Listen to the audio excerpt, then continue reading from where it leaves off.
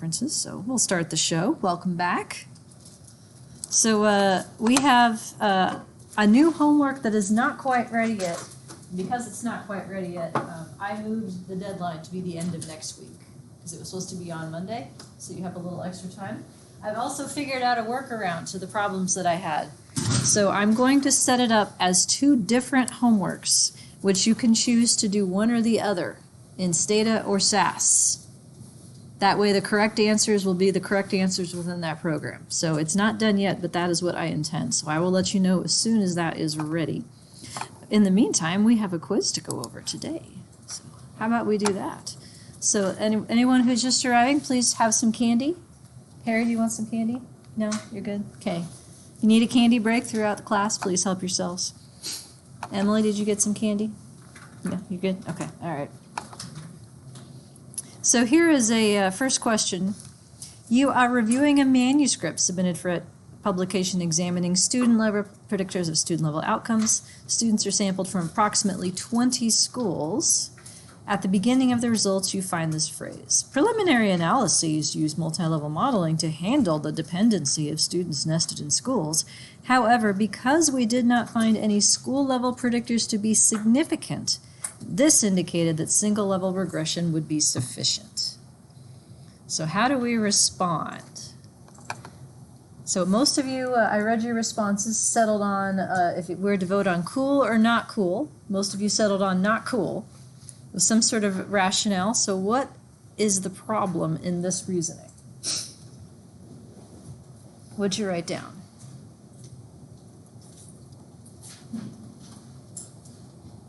I found no school-level predictors to be significant, therefore I'm going back to regression for my students nested in 20 schools.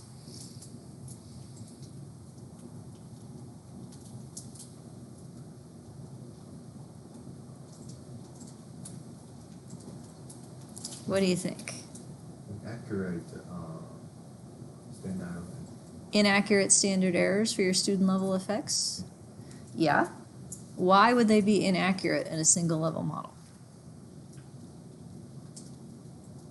Good question. Because you're right. What goes into a standard error?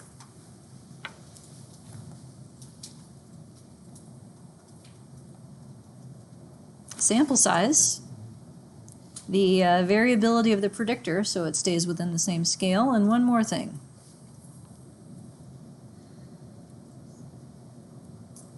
Residual variance. So residual variance means something different in a single level model versus two level, right? A level 1 predictor should only be tested against level 1 variance, whereas level 2 predictors should be tested against both. So yes. And the other part? A single level model assumes what about the correlation of students from the same school?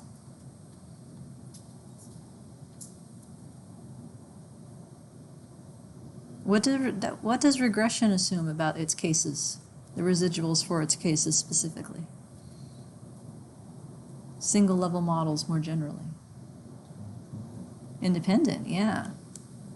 So not having two piles of variance also assumes independence. It's a different way of saying the same idea. So note something that is not reported in here that should have also been reported. Besides the fact that none of the predictors were significant, what would one report to try and quantify the extent of dependency in the first place?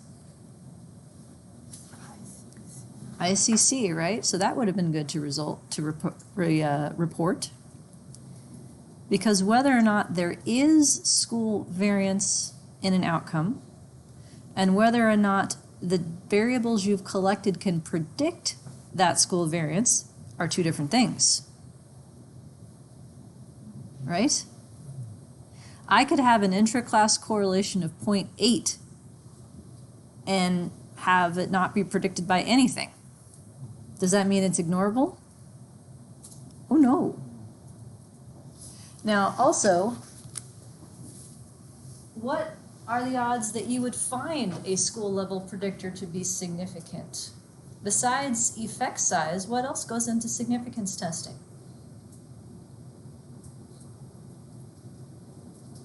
You are more likely to find a given result to be significant if it's a stronger effect or if, don't think too hard, you know this one.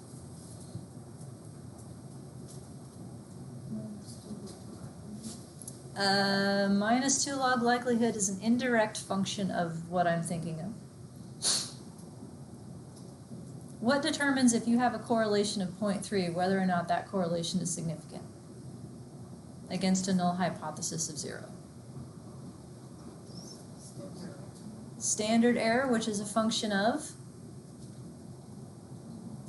in the z-score, if you do the Fisher z to r transformation thingy, it's like square root of something minus 3, I think, memory serves.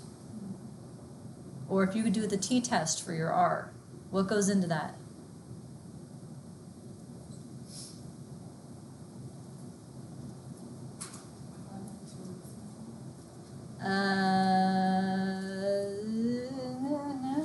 Not quite.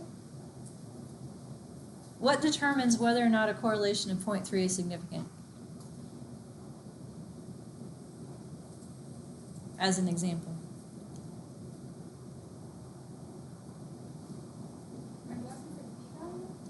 Where does the p-value come from? Your t-table? Where does what do you need to know to use your t-table? Degrees of freedom? What goes into degrees of freedom? Oh, there it is, sample size. Yes, I figured if we went back far enough we'd get there, right? Yes, sample size. So if you want more power to detect significant effects, what do you need more of? Sample size, right?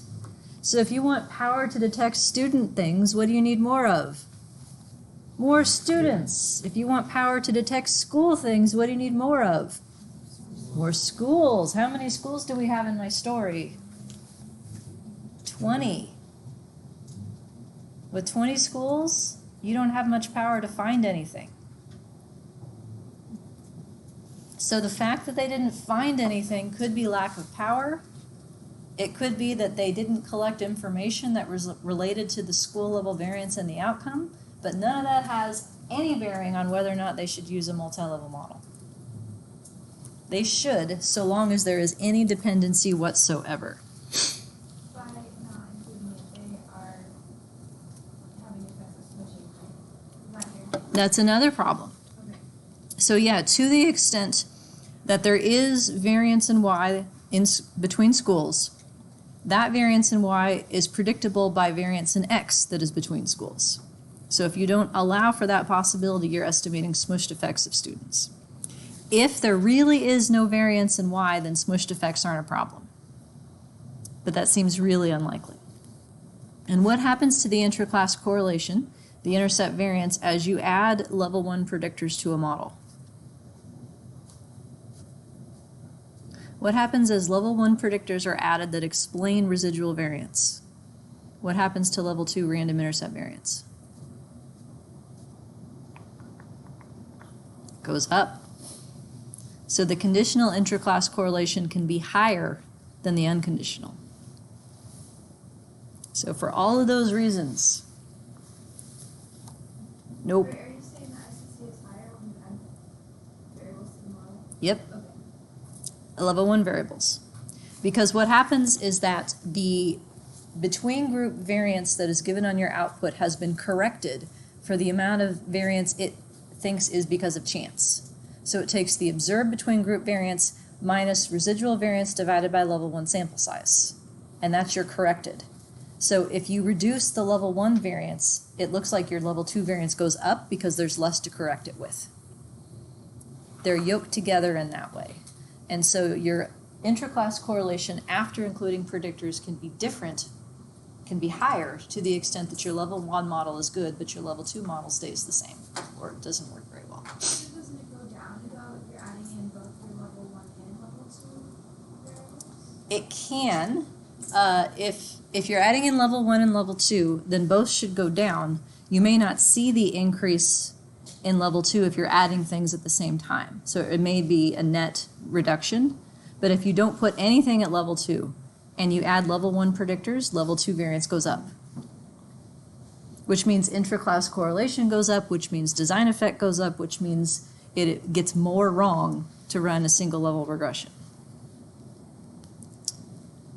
So yes, good. So questions on that, thoughts? All right, next one. So another applied question, in considering empirical research using multi-level modeling, what are the indicators that the effect of a level 1 predictor has been specified incorrectly?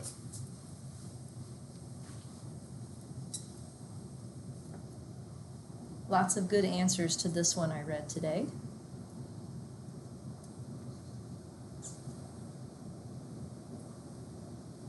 How do you know if someone has smushed their level 1 predictor? What if they don't have the between and within effects? Yeah, if you hear them reference the level 2 model and there's no analog to that variable in level 1 and level 2, it's smushed. And because most people won't know what smushed means, how do you write about that more formally? What does it mean to smush a level 1 effect? You're saying your variance is coming from isn't actually coming from just that one. So if I'm saying it's coming from students, but I'm not including like schools, then I'm overcompensating basically. Like not all that variance is actually coming from students. Yes, so what are you saying about the effect of the school level variance then? I'm saying it doesn't exist. If I don't include it. Not quite. It depends on how you're thinking about students in schools. So a smushed effect means that you have said the between school effect is the same as the within school effect. That's one way you can think about it. The other way of thinking about it is that there is no contextual between school effect. That doesn't exist. I think that's where you were going with that. There's no extra effect of the school after controlling for the student. So that's usually the way I phrase it to people is that putting a level 1 predictor in the model by itself assumes there's no contextual effect of that variable at level 2, because that is true. It's an omitted variable problem when you phrase it that way, and I think people are more apt to understand what you mean. So yeah, if they put in a level 1 predictor that has not been group mean centered, so it still has level 2 variance in it, and there's no mention of the level 2 corresponding effect, that's when you know there's something wrong. And how do you know if a level 2 effect should be between or contextual?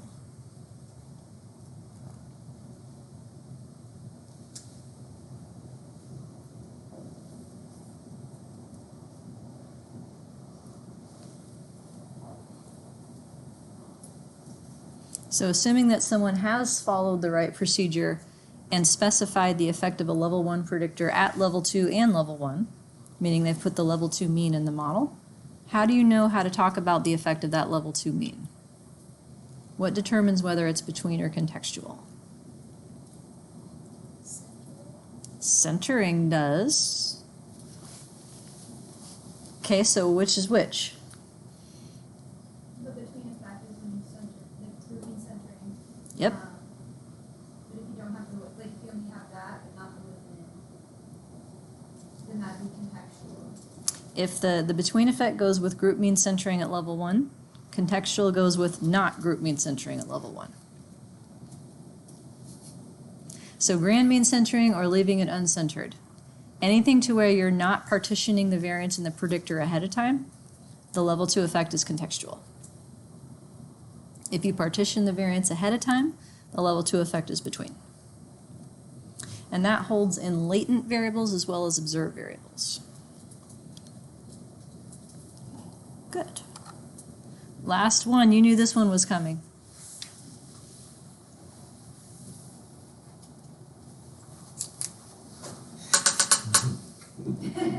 What is a logit? Say it with me. It is the log of the odds of the probability of a 1. Damn it. Yes. We're getting that one. Now, why is a logit? What is it for? Lots of good answers here, such as with binary or percent correct outcomes. There's a typo there.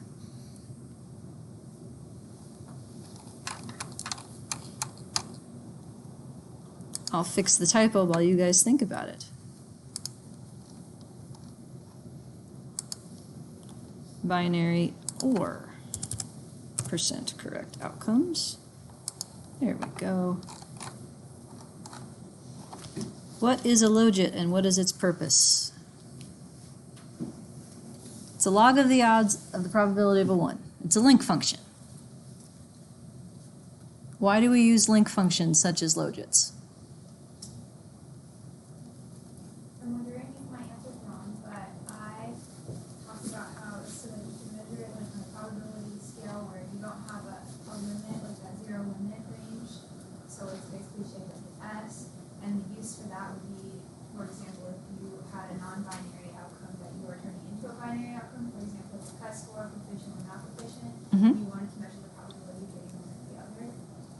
But maybe that's wrong, because I think you're in the right neighborhood, just haven't like zoned in on the right combination of words. So yeah, so if you had a continuous outcome that somebody decided to cut up into proficient or not, which is what happens, right? Cut scores and whatnot.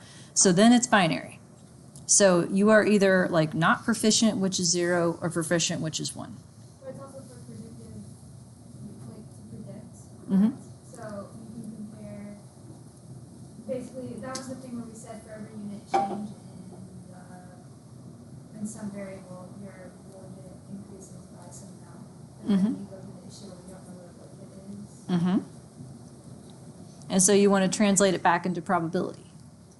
Yeah, so when you predict a binary outcome, the thing you're actually predicting is the probability of a 1. Right? Like even though each person has a 0 or a 1, it translates into predicting a probability. But probability is bounded, right? You can't go lower than 0, can't go above 1. So if we were to say, put in like a predictor of x and say for every unit increase in x, the probability goes up this much, what's the problem with that? Go out of the boundary. It goes out of bounds, right? Because the effect of x is linear. So we need some kind of effect of x that's nonlinear. That's the S-shaped curve, right? So how does that relate to logits? Because you're real close, Kayla. How does that relate to logits? So if we predict a logit, right? Where do logits go? Are they bounded? No, they go on forever, right? So I can have a 1 unit change in x is this much increase in the logit, and it can keep going and going and going and going and going and going and going. But what happens to logit when you back translate it into probability?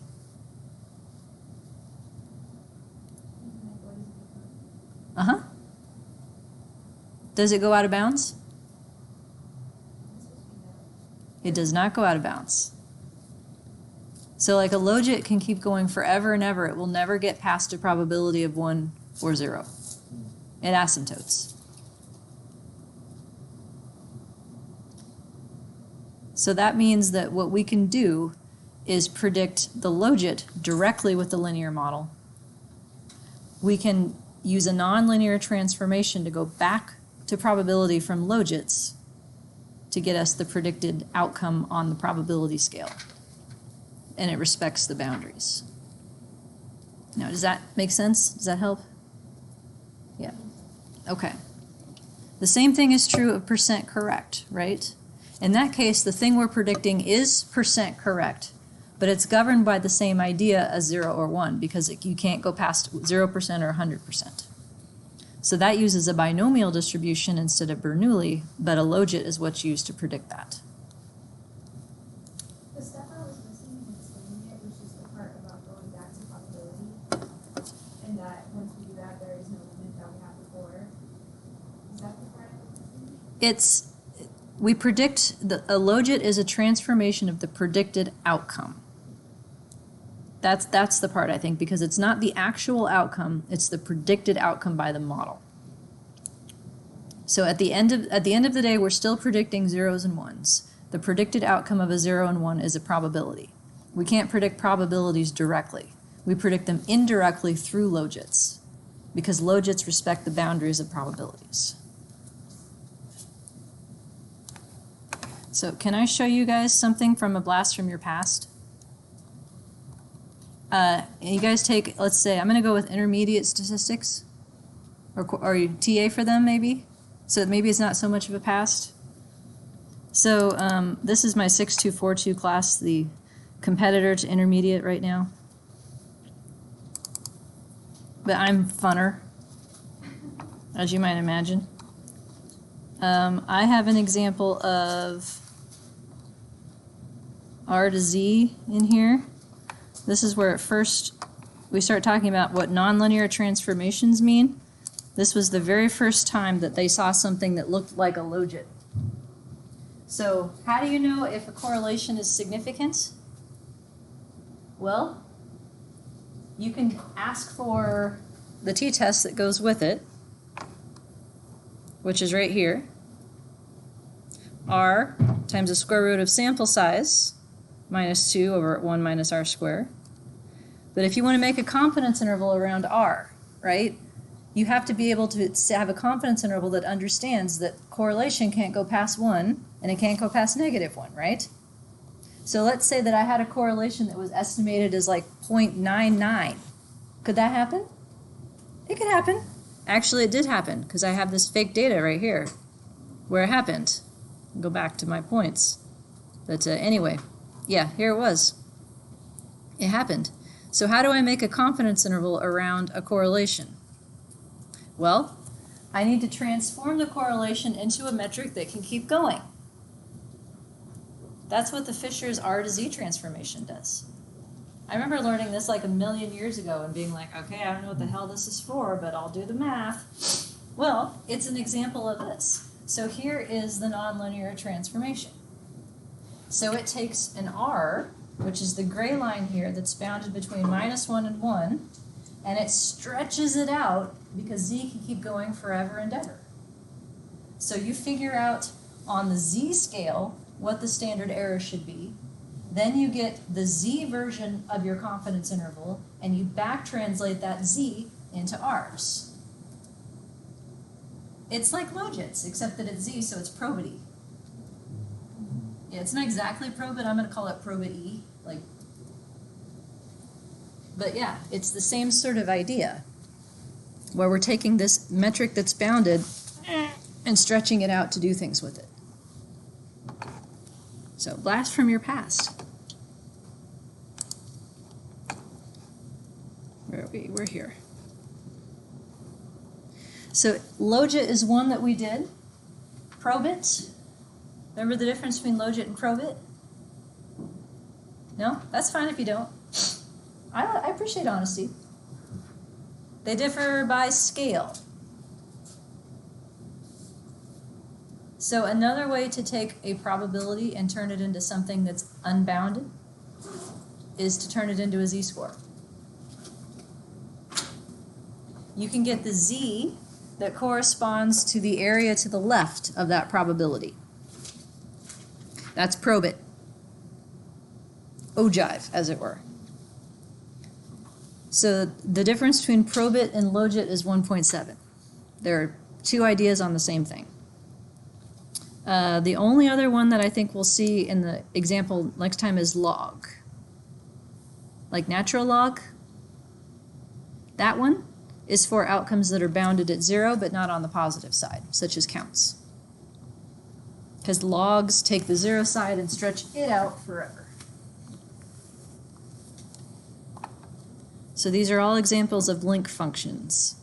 The other part of it is switching out the distribution for the conditional outcome after factoring in the random effects. Something other than normal. That's what we're ended up doing. All right. So questions or thoughts on any of that?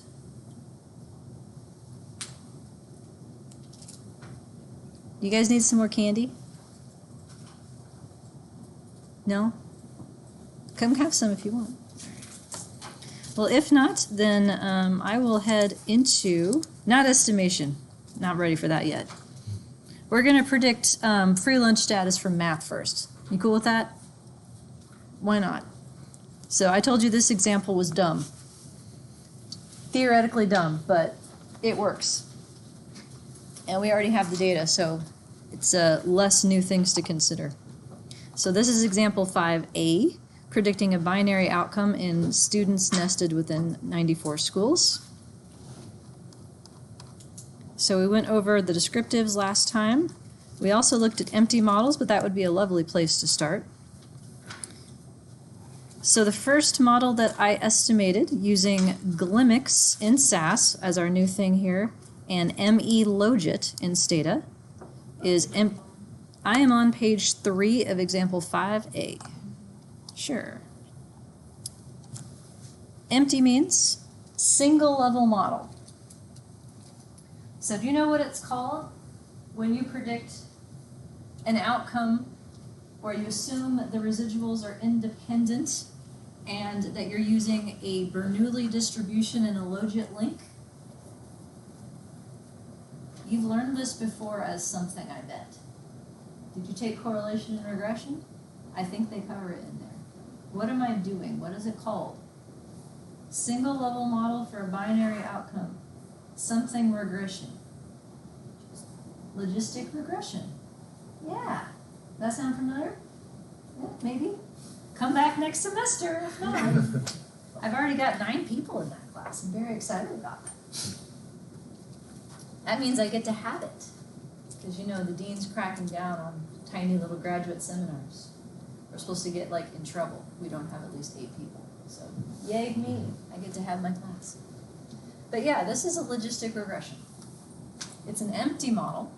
And I told you there were 2 reasons for this. One is to figure out which way the model's going, if it's predicting the 1 or the 0. And the other is to demonstrate the difference between what the fixed effects mean before you have random effects versus after. So when you don't have any random effects, the first model here, the intercept is going to be the predicted logit for either the 0 or the 1, depending on your software. In this case, my logit is minus 0.8. That translates into a probability given by this mean column here of 0.31, and that is exactly the percentage of students who get free lunch. So I know that SAS is predicting the 1. Hooray. Then we looked at a 2-level version of the model. So this is the analog to an empty means random intercept model, except still using logits and a Bernoulli distribution. So I've picked up a random line here in SAS. I've picked up my bar in Stata. There's a few other options that I'm going to delay talking about related to estimation because we haven't talked about those yet. I still have my estimate statement to unlogit my probability. And I'm doing so in NL mixed through math here. But I also have something new. You haven't seen this yet in SAS. This thing is called Cove test. This is a built-in likelihood ratio test maker. I was all set to translate all of my examples from mixed to Glimmix so that I can continue to use this, except that I realized that in some cases it got it wrong. I've seen it break. So use it with caution, but I will demonstrate how to use it. In this case, what you end up having to list is all of the parameters that are in the G matrix, where you give the ones that you're asking if they need to be there a 0. G matrix is your level 2 random intercept variance, random effects variances and covariances. Right now, 1 variance. So by just listing a 0 here, I'm saying, do I need the random intercept variance? So it's going to estimate a model without it and compare it to the model with it. So the model without it we just did. It's right here. So I'll know whether or not it's correct. In Stata, that is done automatically for you. It gives you LR test for a logistic regression versus this model. So here is my random intercept variance. Note what's not in my table here, covariance parameter estimates. What's usually underneath my random intercept variance? There's usually one more line here. Residual. It's gone. Where'd it go? It's 3.29. Who says? Wait, is it because this is level 2? We don't have did you say that earlier? We don't have a residual at level 1 anymore. Yeah, in Loggia land, the residual at level 1 has a variance of 3.29. In Probit land, it has a variance of 1. But it's fixed and it can't go down. Because this is in model scale, in Loggia land. In probability scale, what is true about the variability around a predicted probability? Is it something we have to figure out or something we automatically know? We know. In binary data, the variance of a binary variable is the mean times not the mean. The probability of a 1 times the probability of a 0.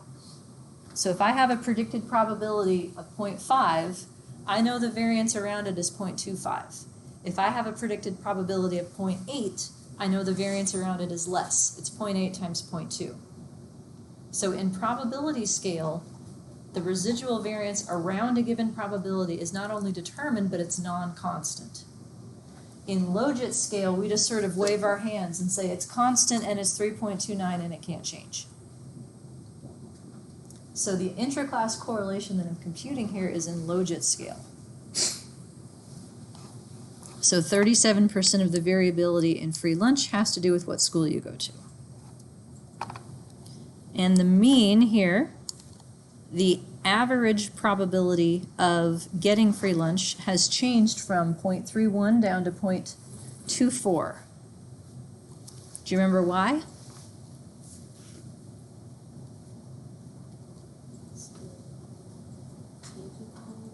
It's what?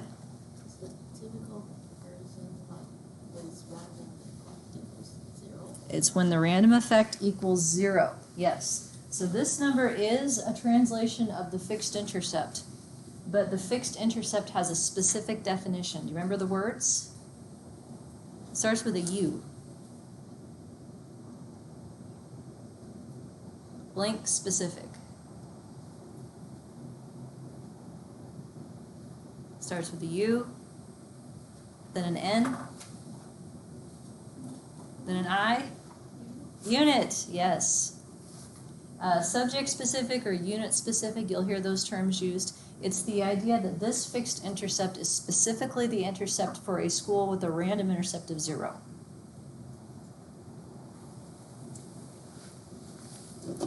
So that is a caveat for all the fixed effects. When they have a random effect to go with them, they're at the middle of the random effects equals 0.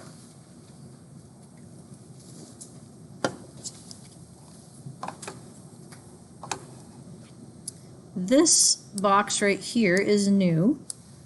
This is the test of whether or not we need that random intercept variance. So 1 degree of freedom means that we have removed one thing. -2 log likelihood here, this is from the model without the random intercept, 16,146. And lo and behold, that's what we got in the previous model, so it worked. Hooray. Chi-square here, what is that number? Where did that come from?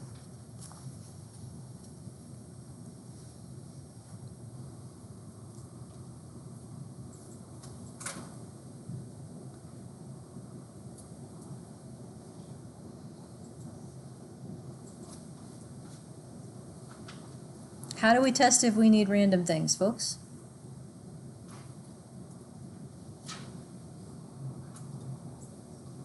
I heard it. Yeah, log likelihood difference or likelihood ratio test, right? So how does that idea map onto this word right here, chi-square, and the number that goes with it?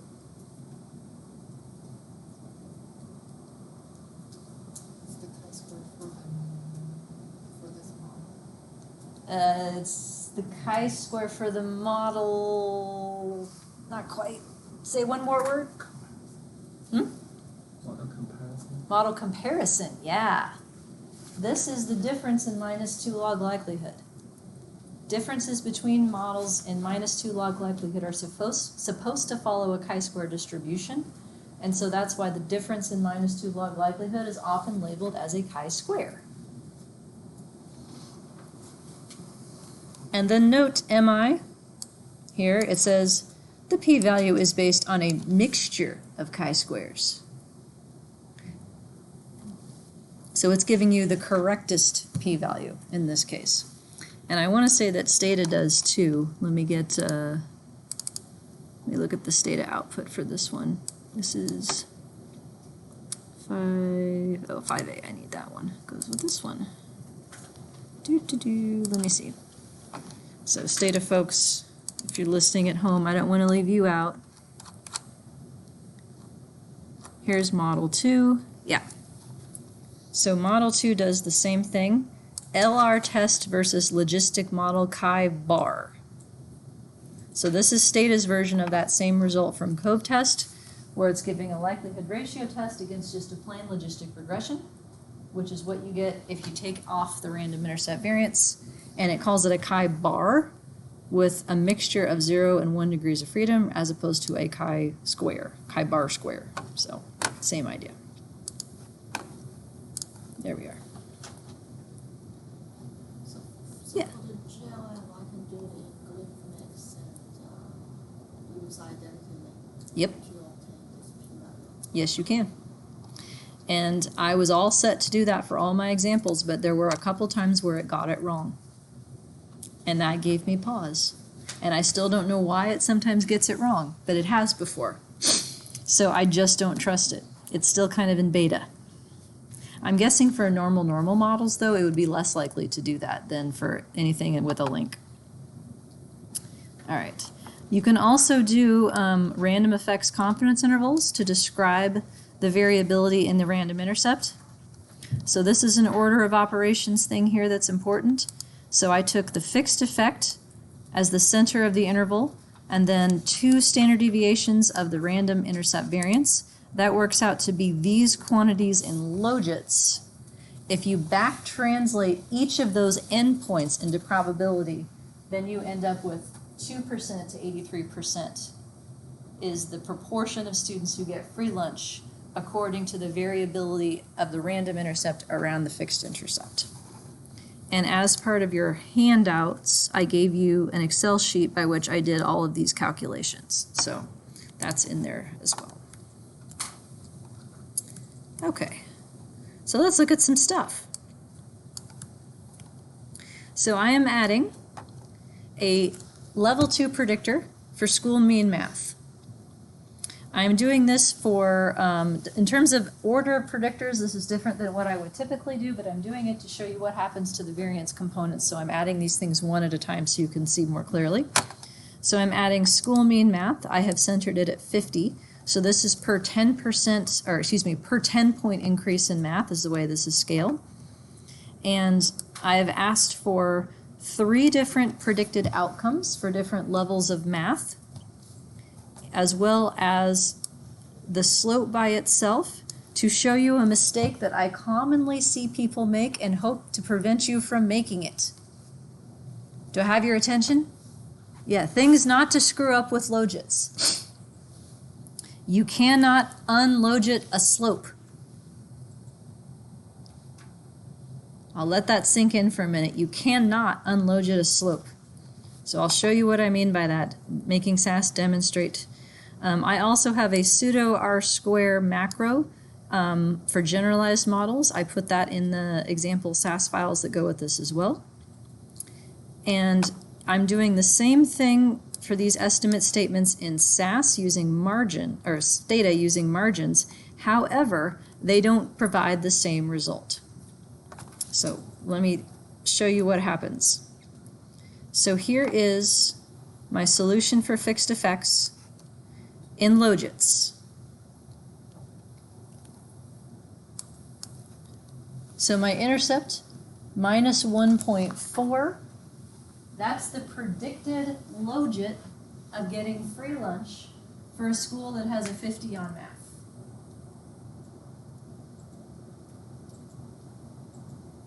what happens to that logit for every unit increase in math? For every unit smarter your school is in math on average, what happens to my logit of getting free lunch?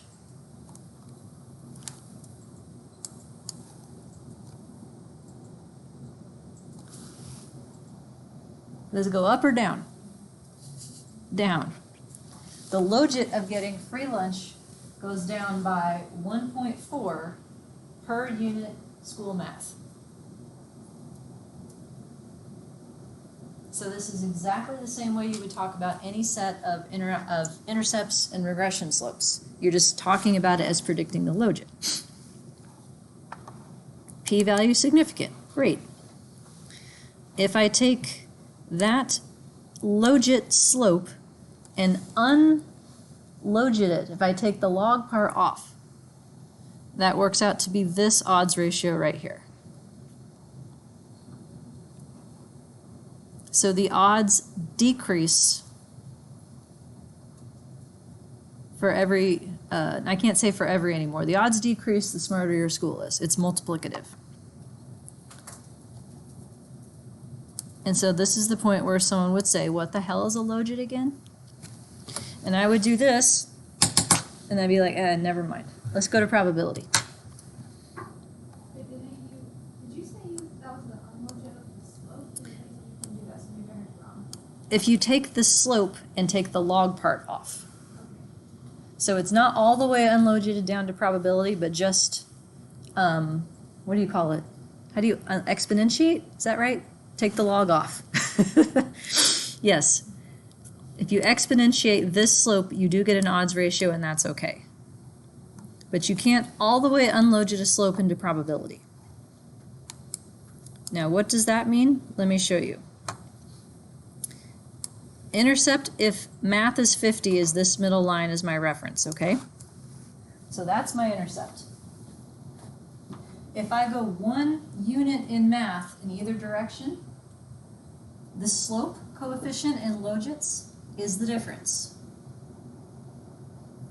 So my reference logit of minus 1.4 becomes more negative, or lower, and just in this case since it may affect, by the slope. If I go down in math, it becomes less negative or higher by this much. So for every unit difference in math, the logit of getting free lunch changes by that much.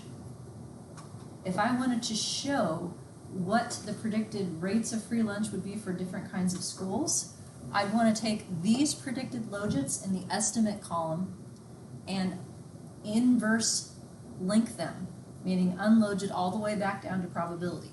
To do that, it's e to this over 1 plus e to this. That's the translation. That gets me the values in this mean column right here.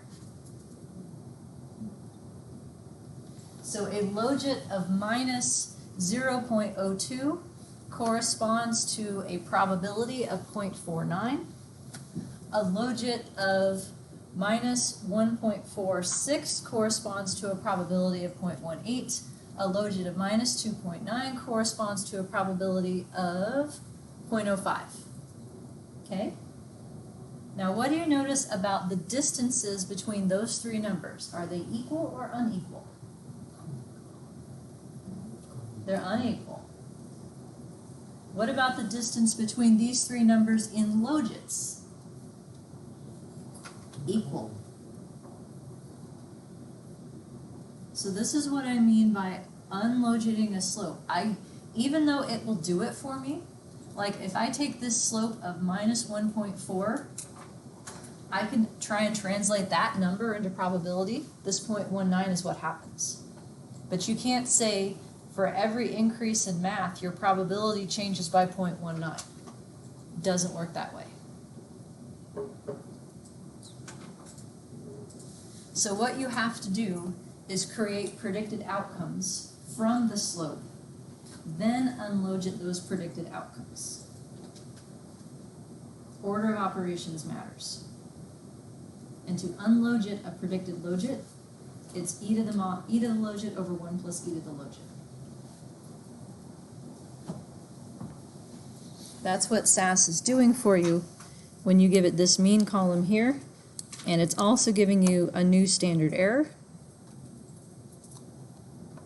And what do you notice about the standard errors in relation to the mean?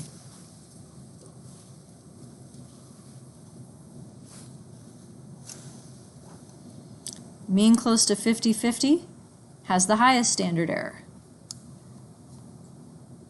Lower as you get away from 50-50, even lower as you get close to 0.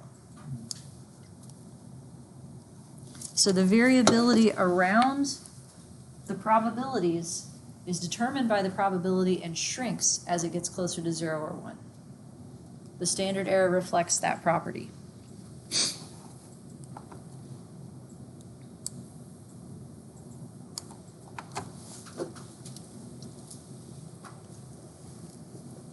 So even though SAS is happy to take a slope coefficient in logits and do the same translation, that probability of 0.19 is meaningless. It does not describe the difference in probability as a function of the predictor. It can't.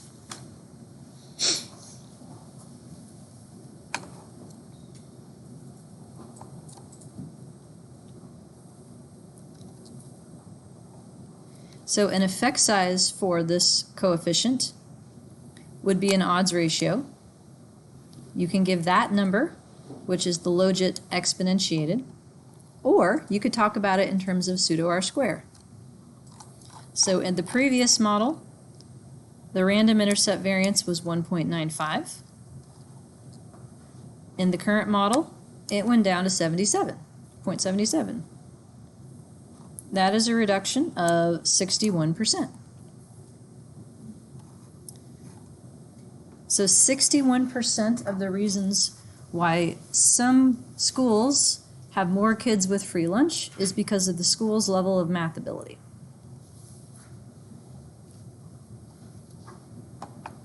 So when you have level 2 predictors, they will reduce the level 2 random intercept variance just like normal. To talk about the effect of a slope in familiar one-unit change language, you have to talk about it in logits.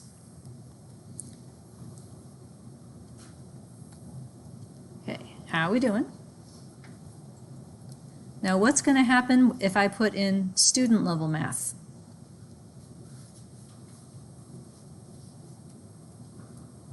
Let's find out. And yes, this stuff is hard enough, so I wrote out the answers. You're welcome.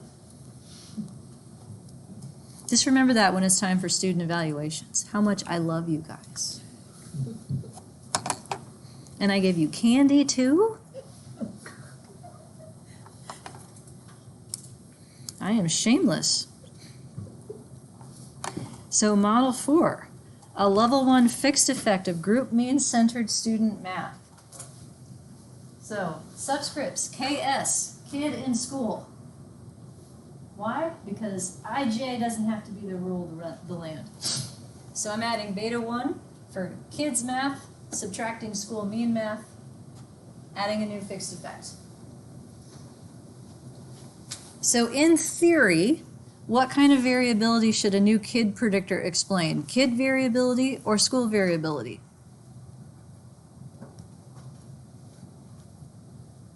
In theory, what kind of variability should a kid predictor explain? Kid variability or school variability? Kid. Can that happen? And we can't see it happen because residual variance is 3.29 in logits, the end. So do you remember what has to happen instead? Everything else has to change scale to absorb that.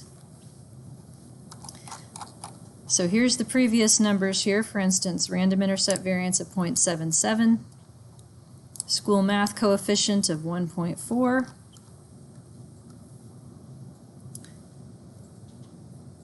random intercept variance went from 0.77 to 0.84. School math coefficient used to be minus 1.4, now it's minus 1.5. Everything gets bigger. It's like the model is phrased in regular price. Do you remember that analogy? if you're trying to sell a sweater for 25 bucks and you have to take 25 bucks and you work at Kohl's and you're trying to trick people, you can start off with a price tag that says regular price $50, but it's half off. Or you could start with the price tag that says regular price $100 and now it's 75% off. That's what's happening here. The model is the regular price. Because at the end of the day, residual variance has to be 3.29. So it's trying to rescale itself to say, what would it have looked like had it been bigger before that predictor was in the model? So these things are on different scales. My within school predictor is significant. It's in Logits for every 1 unit change in within school math, so that's your math relative to your school mean. That student's logit goes down by 0.37. I can get myself an odds ratio that corresponds to that. I can estimate a contextual effect for the difference between these two numbers, because this is the between effect right here, this is the within effect. The contextual effect is significant, which means the between effect is significantly stronger, more negative than the within effect.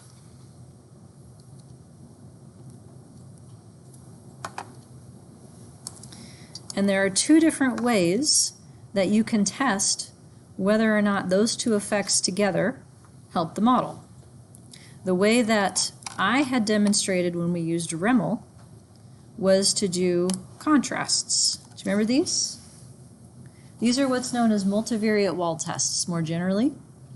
Whenever you test a set of fixed slopes together, you can get an F test for their joint contribution against a null hypothesis of 0. So special cases you've seen of this is when you get like in regression, when you have an ANOVA test for your model R square. That's this. When you have an omnibus effective group across more than one group contrast, that's this. A test for a change in R square after adding a new set of predictors in stepwise regression, that's this. So this is that same idea. The reason that we had to do it this way when we were in Remel is because you can't use -2 log likelihood to compare models of different fixed effects in Remel, but we can in here. So I can ask for this. I'm adding a chi-square option because Stata only gives you chi-squares. It doesn't give you Fs. But here's the results of that test down here. So if I take my F and multiply it by the numerator degrees of freedom, meaning the number of slopes being tested at once, that's my chi-square. Do you remember what the difference is between F and chi-square? Otherwise? When you use one versus the other?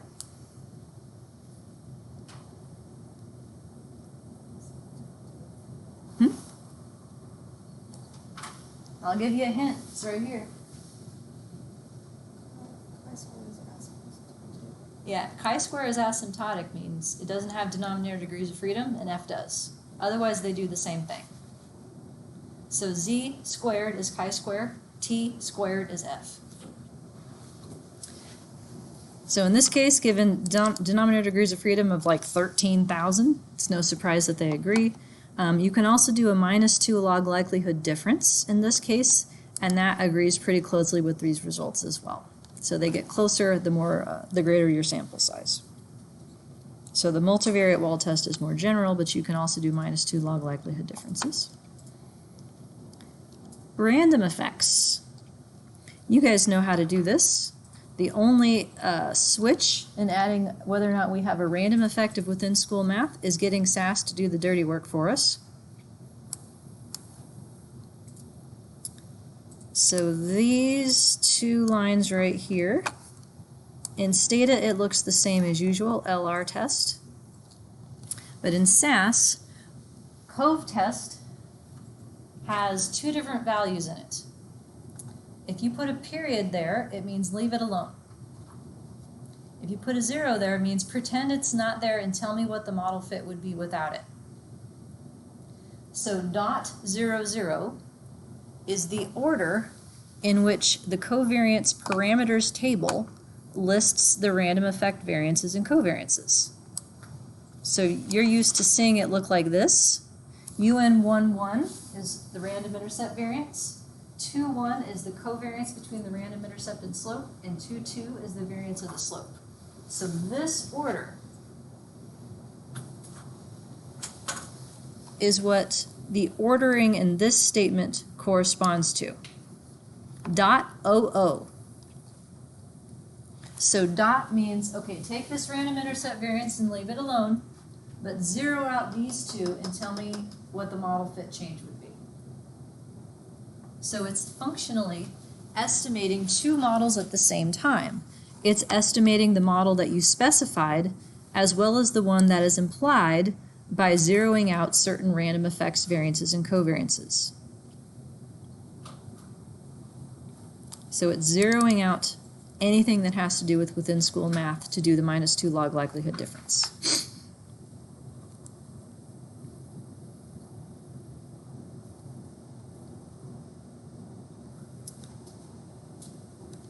Here's my difference. Chi-square of 38 is my -2 log likelihood difference. That is significant whether or not we worry about the mixture chi-square. So yes, it looks like there is a random effect of within school math. Being relatively better at math matters more in predicting your free lunch in some schools than others. And I can do a random effects confidence interval in logits only because I can't unlogit a slope to get to probabilities.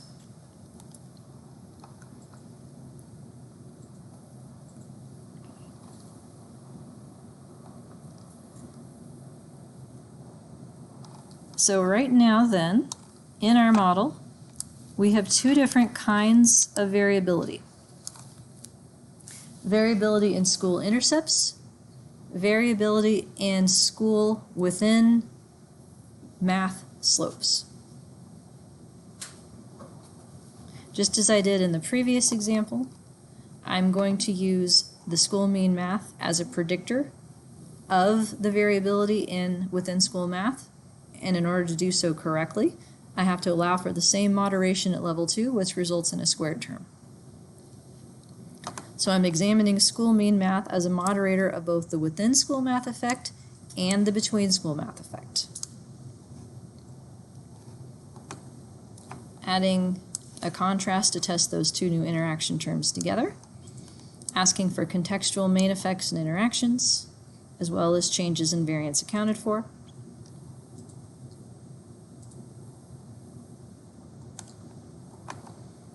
I end up with the cross-level interaction being significant, but the level 2 interaction being non-significant. Just for old time's sake, let's do these two together. So my within school math slope in logits, minus 0.37 is the effect of one more unit smarter in math than everybody else on predicting a student's free lunch status. This is now conditional on a school that has a random slope equals 0. What does the interaction do to it? You have 4 choices. Which one is this? More positive, less positive, more negative, or less negative? These are both negative numbers. More negative, right? So the effect is bigger in schools that have more math capability.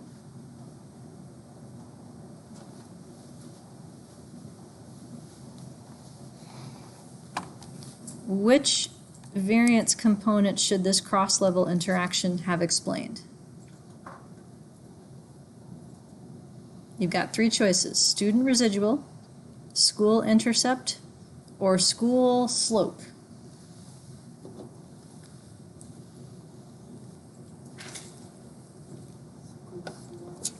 This one is school slope because the school slope is this one. It's a random slope for the within school effect of math. Why is it that being smarter in math matters more in some schools than others? Well, maybe because of how smart everyone else in your school is. That means that the other one, the other interaction at level 2, this one should have explained what? Residual, school intercept, or school slope?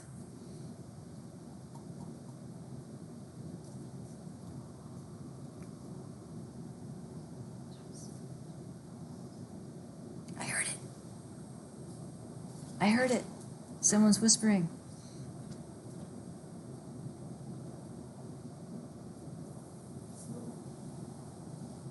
Slope again?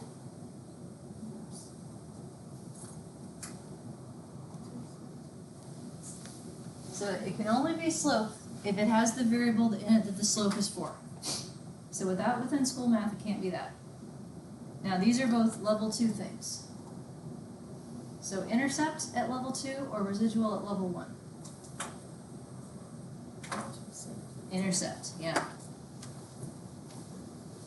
Those are the ones that they should have explained.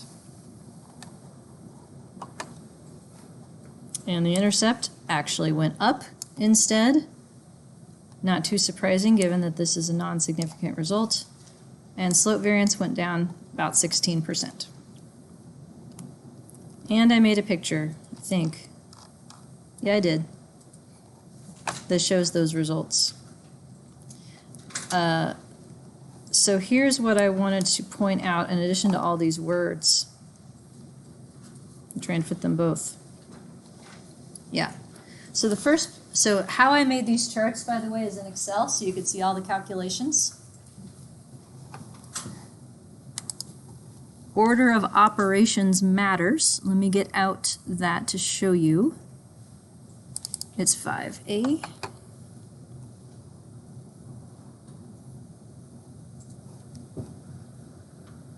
Results by link. Here we go. I also played around with the log and C-log ones as well. So here's my method. Here's my coefficients from the model. Here's my values for relatively high and low school, within school and school mean math. And so this is the original math to use as my x-axis. So this one right here, this is in logits. So this is just intercept plus slope times variable plus slope times variable plus slope times variable, the usual. So I calculate predicted logits. Then I take those predicted logits and unlogit them, which is e to the logit over 1 plus e to the logit puts it in probabilities. And then I graph probabilities. So I have two graphs here, one in logits and one in probabilities. Even though the original model is phrased in terms of within school math, I plotted it against original math, because you can do that. So do you see how the blue line and the red line and the green line differ in how steep they are? That's the cross-level interaction. The within school effect of math becomes more negative in schools that have higher levels of math. So these lines are straight, right? They have different slopes, but they're straight. That's because the y-axis is logits. But if the y-axis is probability, we get something different.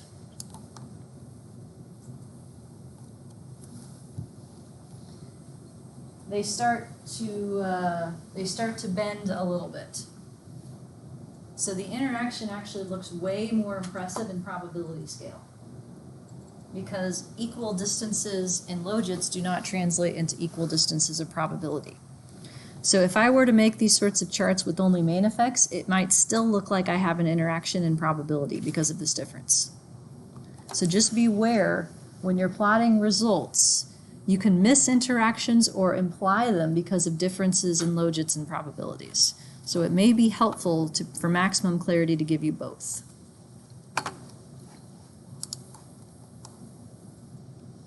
And by the way, here's how you would do this in M+, in case any of you want to learn how to do multi-level models in M+. The syntax is somewhat kludgy and hard to understand, but it's based on the same premise as writing out the multi-level systems of equations. And I have everything annotated here if you're interested in all of that. So, all right, and words. Let's see. So questions on any of that? Can you repeat what the slopes represented on the Yeah. I think you said within something. The within school effective math. Mm-hmm.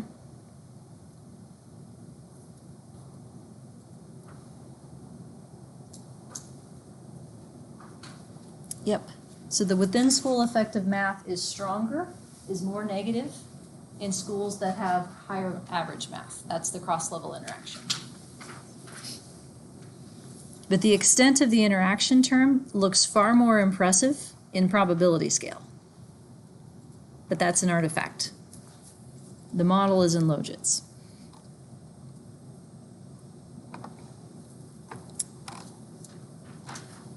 All right. I think, question? Can you explain the interaction of school math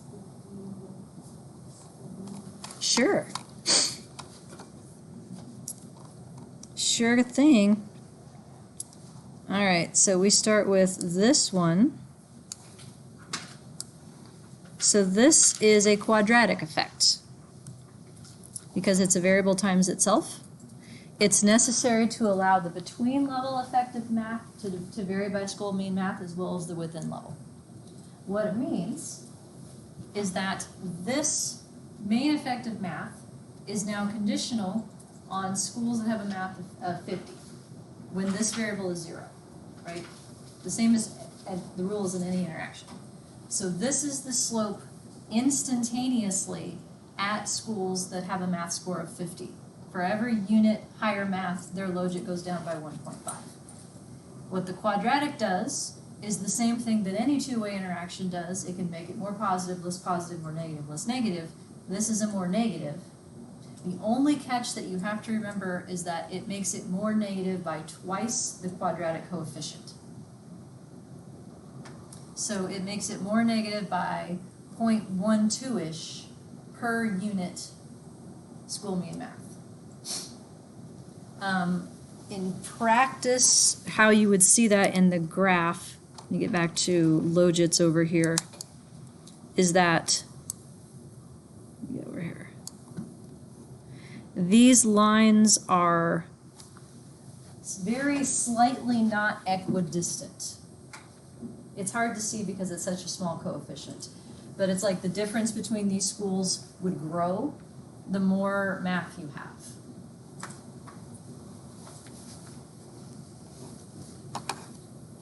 Yeah. So the quadratic, you just said quadratic is the intercept. Is the intercept or is the slope? The quadratic applies to the linear effect of the variable that it is the quadratic of, which is why I've highlighted these two right here. No, I mean quadratic is the slope or intercept. The- Last one. The last one, Yes. it is a slope. But you just said I saw it's a slope, but you say it's an intercept. Do you Uh, remember you asked me?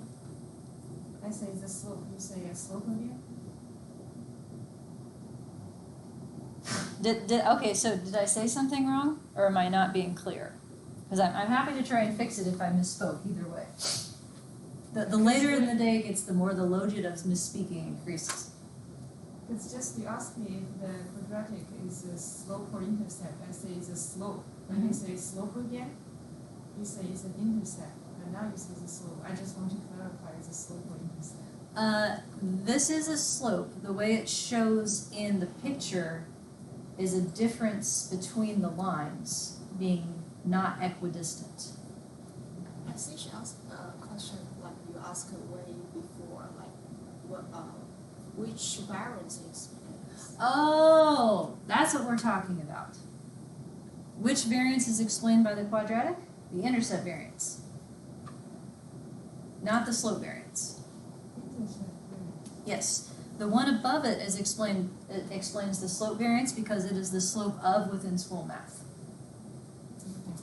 Random intercept. Yes, thank you. I was not understanding there. Missed that boat completely. Yeah, because what it's the random slope of is within school math. And so anything that interacts with within school math at level 2 is explaining that slope variance. Otherwise, this is just a regular level 2 interaction, which explains random intercept variance.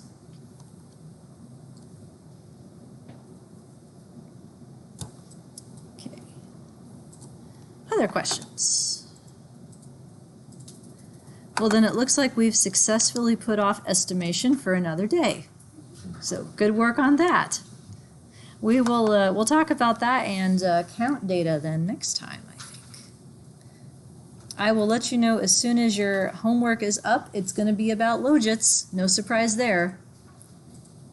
So hopefully before our next class, so that you'll have a week to work on it. So anything else before we adjourn? All right, then I shall see you Thursday. Office hours are now if anybody wants to